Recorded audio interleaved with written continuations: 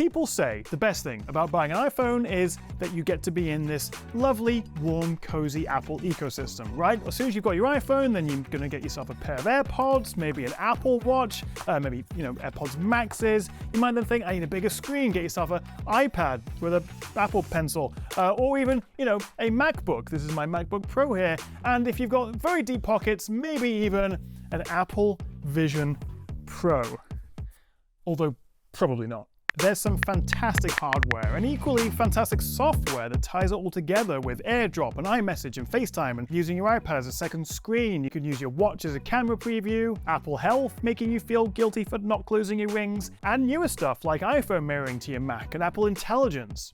And also fundamentally the benefits that come with Apple owning everything, the hardware, the software, the App Store, that vertical integration that makes everything just simple and seamless and safe. We're not dealing with Android and Windows here. The Apple ecosystem is fantastic, but can you get the same experience, or maybe even a better experience, with Team Samsung? I mean, straight away, you've got a huge range of phones, from the more regular S24s, you've got the S24 Ultras, you've got the Folds and the Flips, arguably the best foldy, flippy phones you can buy right now. You've got your Galaxy Buds Pro 3, you've got your Galaxy Rings, your Galaxy Tabs with S Pens, and of course your Galaxy Books. This is the new Galaxy Book 4 Edge with a Snapdragon X Series chip. All this stuff and so much more, from TVs to home appliances. And crucially, they match pretty much every single one of Apple's features with quick share and phone mirroring, multi-control, second screens, Samsung Health, smart things, and of course we've got Galaxy AI. Now, to be fair, most of the tech brands, the big ones these days, have their own kind of ecosystem.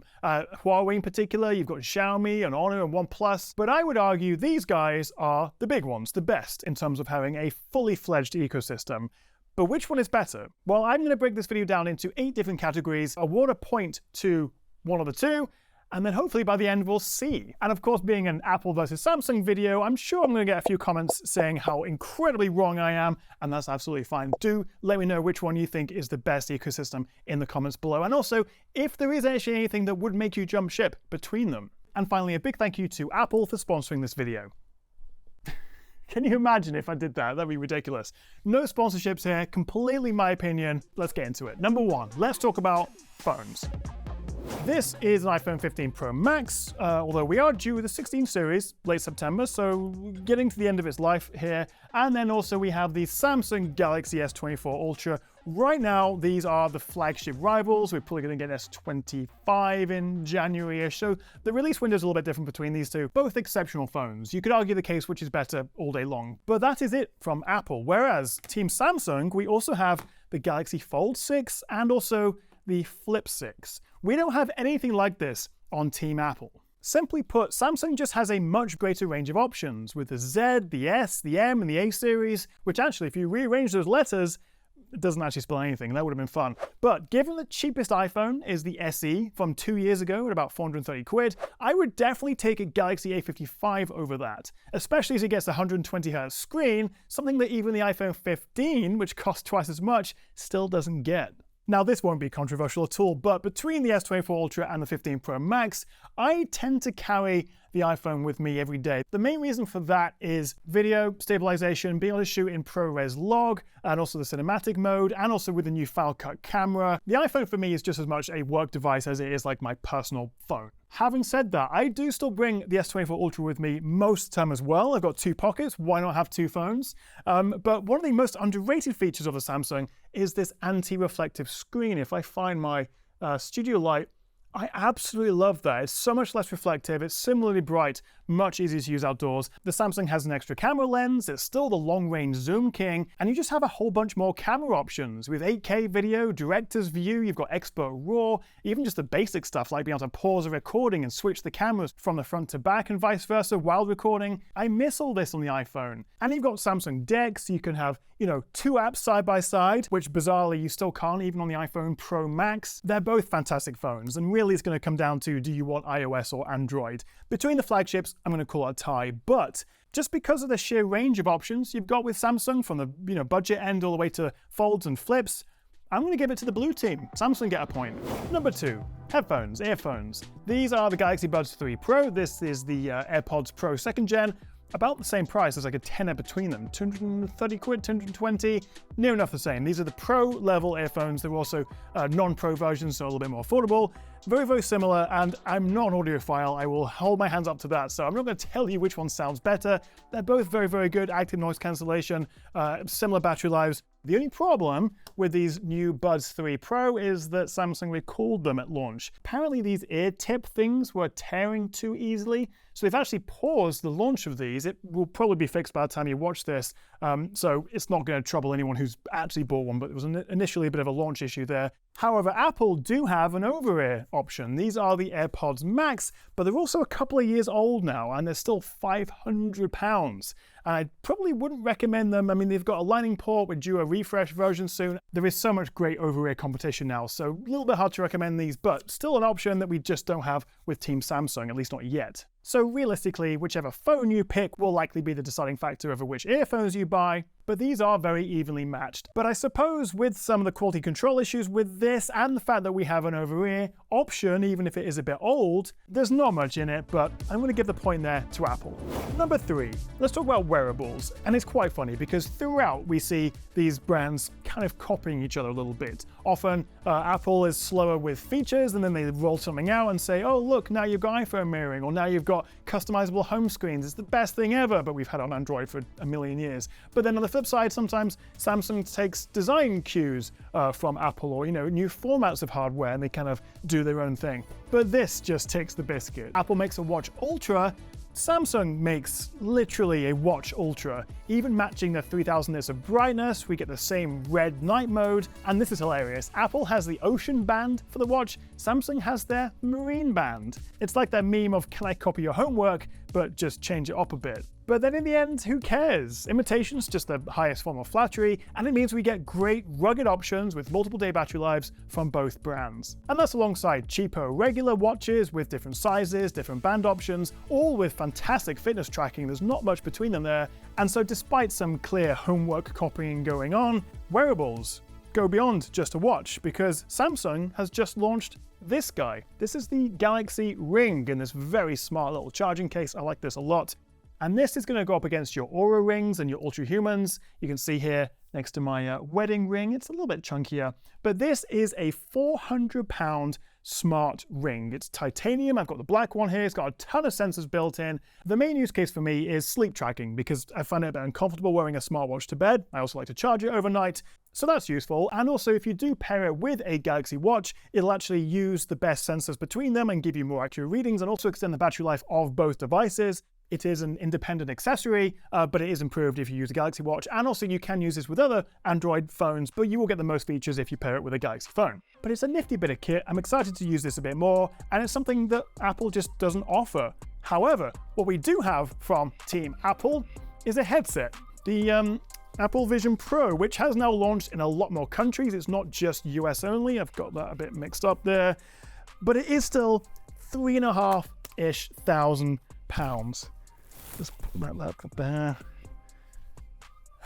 Now, I've had this on my desk for, well, since it launched. I actually imported one myself. I bought this from the US when it launched.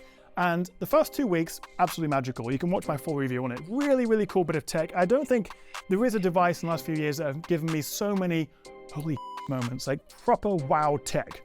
But since then, after say the first 2 or 3 weeks, I don't think I've used it once. I know I took it to a friend's house because I'm one of those people to show it off because they really wanted to try it. But beyond that, it's just sat on my desk, and it's a very impressive technically bit of kit. And the Vision OS 2 software is coming with some improved gestures. We get better Mac support with ultra-wide display modes, which I'm very excited about. The travel mode's been improved as well, particularly for trains, so they have addressed a bunch of the criticisms I had in my review. But I still just don't want to wear it. There's no point in my day, whether I'm relaxing in the evening or I'm working during the day, where I think, you know what, I want to go into my own little VR, AR, whatever you want to call it, spatial world, look at some videos by myself, although you can share play now actually, but then 10, 15, 30 minutes later come out and go, without fail I will get a bit sweaty, it'll ruin your hair. It's a cool idea, but it's too expensive, and it just doesn't have that one killer use case that I can't do, to some extent on other things. So very much like the Galaxy Ring, it's a nice to have, it's a cool bit of tech, but probably not something I'd recommend. So in terms of the wearables, I think it's a tie for smartwatches. Samsung's got the Galaxy Ring, Apple's got the Vision Pro. I'm going to be really annoying and call this a tie. Number 4, tablets. This is the latest 2024 iPad Pro 11-inch, and this, if I don't drop it, this is the latest still Samsung Galaxy Tab S9 Ultra. Both absolutely stunning flagship tablets. You get keyboards and styluses with both. In fact, you get it bundled with the Galaxy Tab, separate Pencil Pro with the iPad. Both brands offer great budget, mid-range, and high-end options. However, Samsung does offer a super duper cheap A series, so again, a slightly bigger range of options from Samsung. So what do I like about the Galaxy Tabs? Well, firstly, the aspect ratio is obviously much wider than an iPad. So for watching videos and movies, you'll get less letterboxing. Also, if you want to use it vertically, that's more mimicking the aspect ratio of a phone for social apps, for scrolling through websites. Also, this Tab S9 Ultra is 14.6 inches. The biggest iPad's 13 inches. It's nuts. If anything, it's actually a bit too big. And importantly, all Tab S9s, even the cheapest one for 350 quid, have an S Pen bundled in the box and have at least a 90Hz refresh rate. You literally have to buy a £1,000 iPad Pro to get a higher than 60Hz refresh. You've also got the book cover keyboard to turn it more into a laptop. And of course, we've got Samsung's DeX mode, which gives you a full desktop. And since it runs Android, you do have a lot more flexibility for installing third-party apps and stores versus the closed App Store you get on the iPad.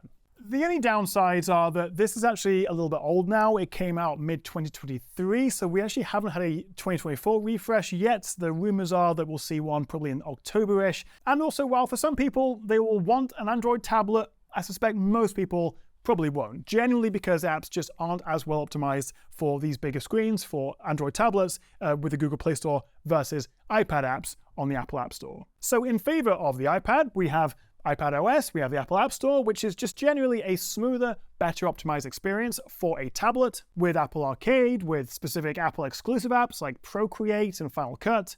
Also, while the Apple Pencil is bought separately, I would argue that the Pencil Pro with the Magic Keyboard, while expensive, are the best you can get for a tablet. I also really appreciate Apple has discontinued the older 9th gen iPad with the chunky bezels and the home button, but instead they've dropped the price and made the 10th gen the new default cheap option. And for most people, that is all you need. Although I do really like the new 13-inch Air because you get a big screen iPad for 500 quid less than the same sized Pro.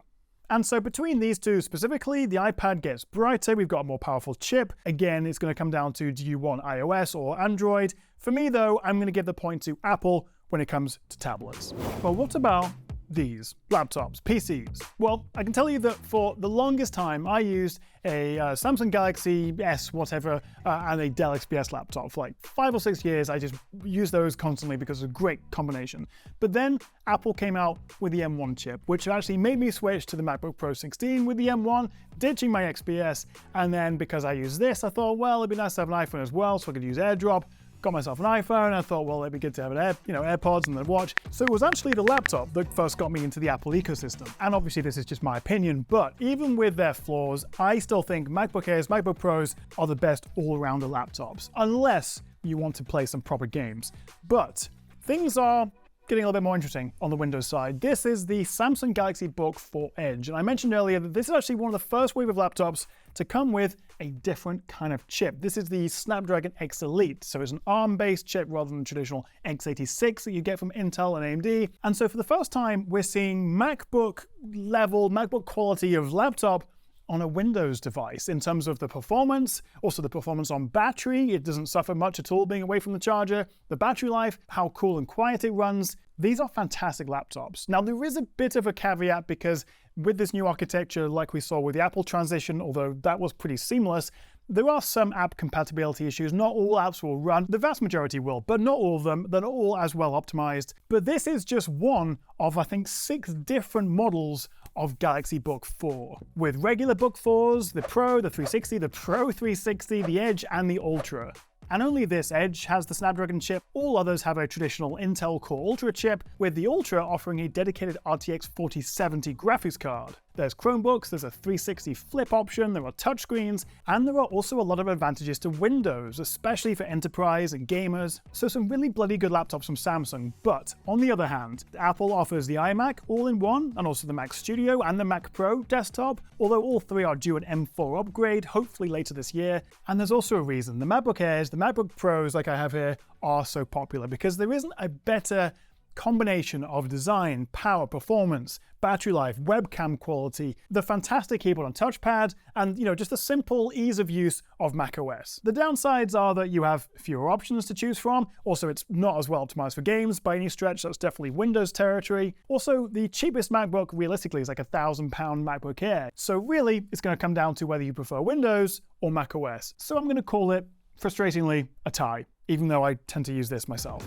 So I've got a lot of devices on the table here, but what about the more extended family? Because we're talking about the ecosystem, and it does go beyond what I've got on the desk here. I mean, Apple has the desktop Macs, they've got Apple TV, HomePod, the Vision Pro, of course, plus you've got AirTags and some extra services. But Samsung, well, Samsung just make everything. TVs, projectors, washing machines, fridges, vacuum cleaners, air conditioners, monitors. They've got their own smart tags as well. They make everything and the kitchen sink, most of which is tied together through their SmartThings app, kind of like Apple's HomeKit, except for a billion different products. Does the fact that you can buy a Samsung TV fundamentally change your experience using one of their phones or their headphones or their laptops? No, not really, but this video is all about the ecosystem, and unquestionably, Samsung has the biggest extended family. It's all broadly connected, and I think that deserves a point.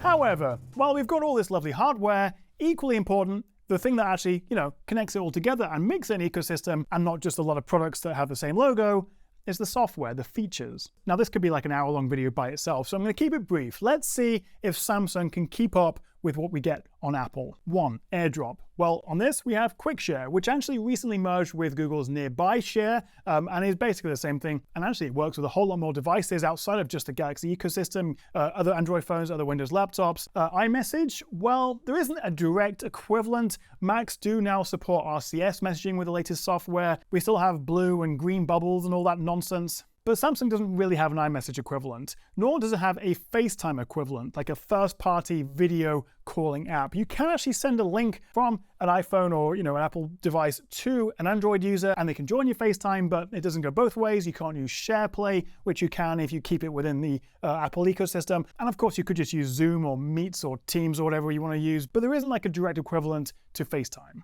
But then we have Apple's Universal Control, which includes Sidecar, using your iPad as a second screen, and also peripherals like your mouse and keyboard across multiple devices, and even be able to copy text from one device and paste it on another. I use this all the time. You've got continuity camera to use your iPhone as your Mac's webcam, and with the latest iOS 18 and macOS Sequoia, we now have iPhone mirroring. Can your Samsung do all that? Well, the short answer is yeah, actually, mostly it can. Broadly, their equivalent to Universal Control is Samsung Flow, with a few specific apps, including Multi-Control, which lets you control multiple Galaxy devices. I can rearrange them based on my setup and then use the laptop's trackpad and keyboard across all three. I can also transfer files this way. Anything I copy gets added to the clipboard and I can paste it to any of the devices. Samsung's second screen feature also lets you use your tablet as an external display for your Galaxy Book. Both Apple and Samsung let you use your phone's camera as a webcam, and they both have phone mirroring.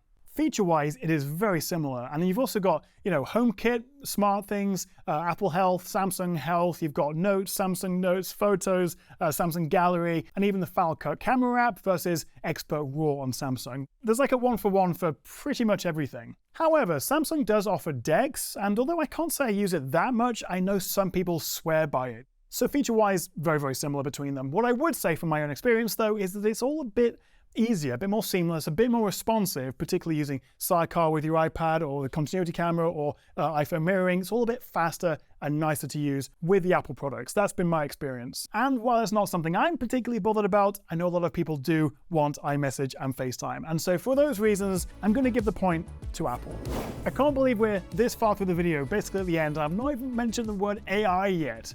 Or maybe I have. Anyway, it's a tricky one because right now Apple Intelligence isn't really here yet. You can get it in the beta software. It's coming to the US with, I think, iOS 18.1. It's been a little bit delayed later in the year, but US only, US English for now. So it's going to be a bit of a slower rollout. And quite frankly, Apple has fallen behind. Siri's useless currently. Will be a lot better with Apple Intelligence, but they're playing catch up. And actually, I reckon Samsung is way out ahead here. But they also have one big advantage, that it's not just tied to one ecosystem. We've got Google's Gemini on Android, we've got Copilot on Windows, but we do also have a whole bunch of Samsung's own in-house Galaxy AI features. With all these translation and transcription assistants, you've got interpreter modes, even taking advantage of the second screen on the flip and the fold. You've got image generation tools like Sketch to Image, which is kind of like Code Creator on Windows, and we're getting something similar on Apple Intelligence. 3D moving photos like your mum does on Facebook. You've got Circle to Search, you've got AI-generated wallpapers, and probably more importantly, some very impressive photo editing tools in the Gallery app. You can do a lot of this in, say, the Google Photos app on your iPhone as well, but right now, in terms of AI, I'm going to give the point to Samsung. Whew, 8 categories down. Let's tally the points, and we're looking at 3 for Apple, 3 for Samsung, and 2 ties.